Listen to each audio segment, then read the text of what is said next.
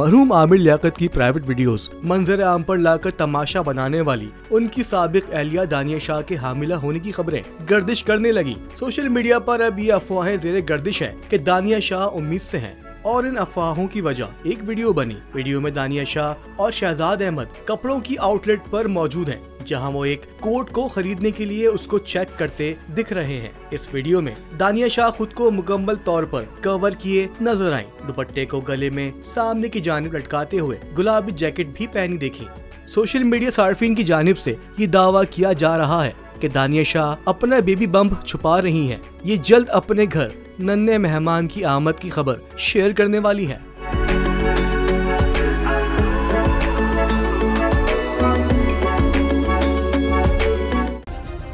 Subscribe करें और bell दबाएं ताकि कोई खबर रह न जाए।